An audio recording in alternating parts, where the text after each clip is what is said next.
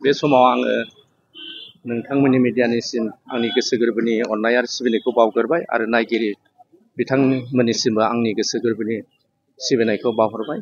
नंगौ जे बिथां सुबुंसा मुसाहारिया 2017 मायथाइयाव बिथाङा नेहाथारि जानानै 2022सिम बिथाङा नेहाथारि खामानिखौ मावबोदों आरो बिनि उनाव बिथाङा माखासे बोसोरखौ लेङाइ आफादगिरि हिसाबै बिथाङा मावबोदोंमोन आरो बिनि उनाव नैबे 2025 मायथाइयाव बिथाङा उदालगुरि जिल्ला बर' थुनलाइ आफादनि आफादगिरि बिबानखौ मोनदोंमोन।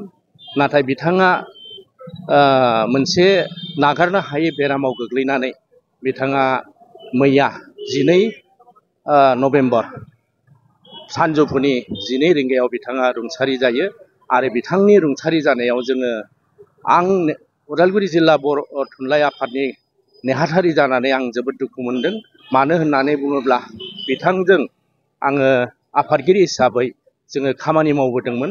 जोङो जिबायदि खामानि मावबोदोंमोन जोङो जोबोद मोजाङै जों खामानिखौ मावनायखौ जोङो एखेलेगे जों मोनबोदोंमोन। नाथाय मैयानि दिनाव बिथाङा हरखाबै जिउ गोमालांबाय आरो आं बे समावहाय जोबोद जिल्लानि जानानै जोबोद दुखु मोनदों आरो जाहाथे बिथाङा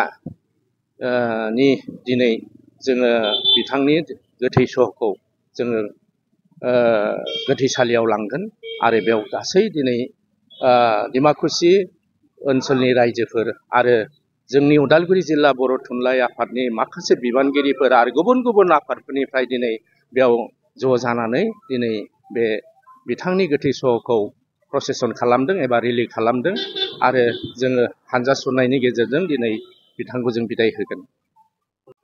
निश्चय दिनैनि तारिखाव जोंनि डिमाकुसि ओनसोलाव मोनसे दुखुनांथावना बिथां सुबुंसा मुसाहारिया आंनि मोनथिनायाव फरायसा समनिफ्रायनो बिथाङा जातिनि फारसे एसे माने आग-फाग लाग्रा सासे बेक्तिमोन आरो बिथाङा नट अनलि साहित्य सभा आबसुनि समावबो बिथाङा जथेस्थ' बिबान लानानै खामानि मावदोंमोन आरो लोगोसे बिथाङा डिमाकुसि प्राइमारि बर' थुनलाइ आफादजों लोगोसे डिस्ट्रिक्टआवबो दिनै गेदेर बिबान लानानै बिबाननि माबायावनो दिनै रुंसारि जालांनो गोनां जाबाय। बिथाङा बहुद माने खामानि दामानि मावनायाव मोजांमोन, लिरनाय बानाय मावफ्रावबो मोजांमोन आरो जायखिजाया डिमाकुसिनि बायदि बिथिं समस्याफोरखौ समाधान खालामनायाव आग-फाग लायोमोन। दिनै बिनि थाखाय जोंनि डिमाकुसिबासिया जथेस्थ' माने दुखु मोननाय जों फोरमायबाय। जियानो जाथोंसै थैनाय थांनाया थायो।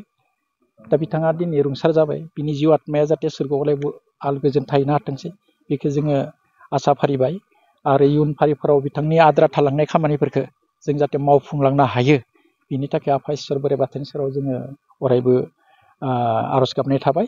बिथांनि जिउआ सोरगोआव अरायबो आलो गोजोन थाहैनो हाथों बिनि थाखाय आर'ज गाबनाय थाबाय।